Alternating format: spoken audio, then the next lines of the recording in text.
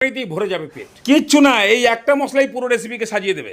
ঝাল অনুযায়ী কয়েকটা কাঁচা লঙ্কা, 15-20টা রসুনের কোয়া, খানিকটা আদার টুকরো, 3টে মিডিয়াম সাইজের পেঁয়াজ কুচি, ডান্ডা শুদ্ধ ধনেপাতা গাছ আর 2টো ভাইপো সাইজের টমেটো। কোনো রকম জল ছাড়া ঢাকনা বন্ধ করে একদম হুড়হুড় করে পিষিয়ে দিন। বাস তাহলেই তৈরি হয়ে যাবে একদম সুপার সেন্টেড ধনেপাতা পেঁয়াজের সবুজ রঙের আয়ুর্বেদিক মলম। এবার দাম দুম করে 2টো পেছন ফল ফাটিয়ে 1 চামচ মলম আর পরিমাণ মতো নুন দিয়ে ভালো করে ফেটিয়ে একদম তৈলাক্ত গরম প্যানে ওপরের পিঠটা টেনে গেলেই এই অমলেটটাকে এখন গুটিয়ে গাটিয়ে পাটিসাপটার মতন বানিয়ে ফেলুন।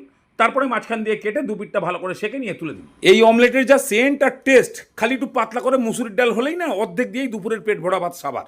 আর যদি মনে করেন না আজকে ডাল দিয়ে খাবো না, খাবো একটু চব্যচস্য খাবার, তাহলে কড়াইতে তেল গরম করে এই গোটা মশলাগুলো এলাচ, দারচিনি, লবঙ্গ, তেজপাতা, শুকনো লঙ্কা সব ওই 2-3টে করে হালকা ভেজে নিন। তারপরে এই ছোট্ট করে একটা পেঁয়াজের কুচি দিয়ে এটাকে ভালো করে একটু ভেজে নিন।